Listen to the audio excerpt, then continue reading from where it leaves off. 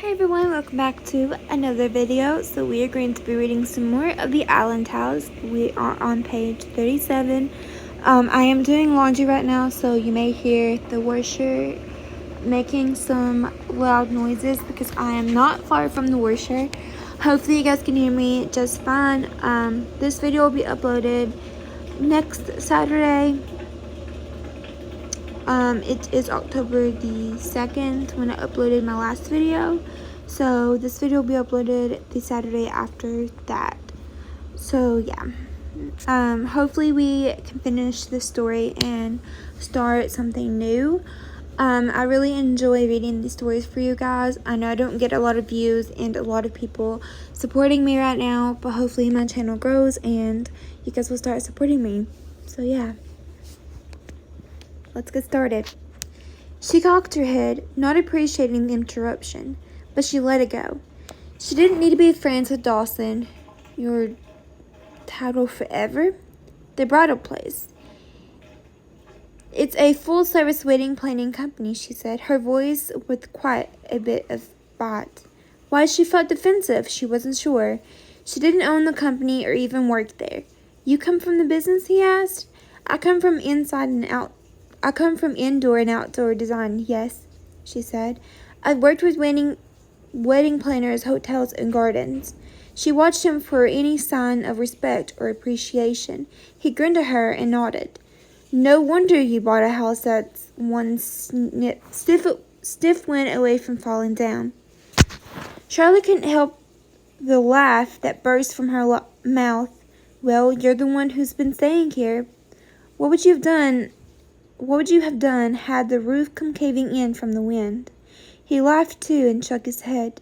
I'm going to fix this place up, she said. The inside and outside. If you're not working today, you can start outside. And do what exactly? Is there a lawnmower here? Maybe you can mow what's supposed to be the yard, and then I'll have a better idea of the blueprint. Yeah, sure, I can do that. And if you want me to get you anything at the store, you can text me. She picked up the paper towel with the purple writing on it and quickly sent him a text. That's my number. When she looked at him again, he was leaning in the doorway with his arms folded, watching her with a glint in his eye. She didn't understand. Okay, I'm going to go, she said, edging toward the front door. My ride should be here in a few minutes. Are you going to buy a car? Depends on if I get a job in town or not. Did you call a cab? No, I contacted with the car service for a few days. Which one? Your ride? Best on the island, he said, as if she changed companies if he didn't approve. She flashed him a tight smile and left the house. Sure enough, a shiny black car waited behind his huge SUV, and Charlotte slid into the back seat. Thank you, she said, swiping her hair off her face. Of course. Where are we going today? The woman in the front seat wore a nice smile and her long black hair in several braids. I need a grocery store, she said, where I can get things like dishes and towels too. So, Sunshine Market, the woman said. Sure, sounds great. Honestly, anything with sunshine in the title appealed to Charlotte. The woman made small talk by first introducing herself as INEJ. I don't know how to pronounce that. Don't want to butcher it, so. And then giving details about the island. The building they passed in the downtown area. She pulled up to the Sunshine Market, which looked like the big box department stores she was used to back home. Home. The thought echoed through her mind, and she corrected herself at this. Was home now. This island, not the one off the coast of South Carolina. This store, not the one she knew like the back of her hand. Take as long as you need. INEJ said. I'm yours all day today. Thank you. Charlotte got out of the car, the heat lifting off the asset in the parking lot. She faced the store, somehow committing to stay in Getaway Bay and making a life here by buying something. She replaced Dawson's ham and cheese and eggs, as well as filled her cart with fruit, vegetables, yogurt, and anything else that caught her eye and looked good.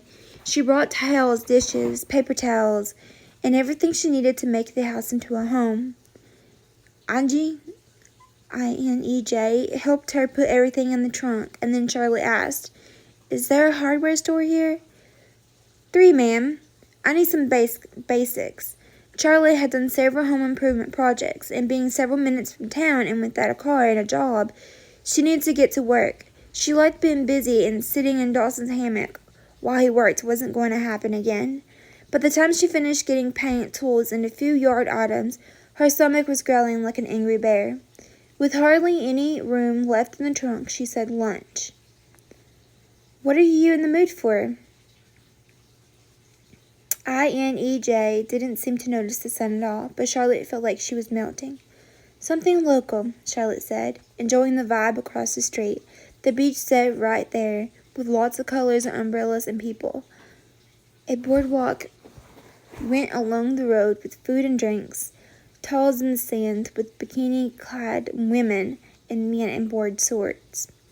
Families played in the sand, and more moved along the boardwalk, under a course of trees that led somewhere else. "That's East Bay," Angie said, coming to stand beside Charlotte. "It's the beachier side of the Dale Bays. Getaway Bay is over there, and a big piece of the beach is private to the hotels and bed and breakfast."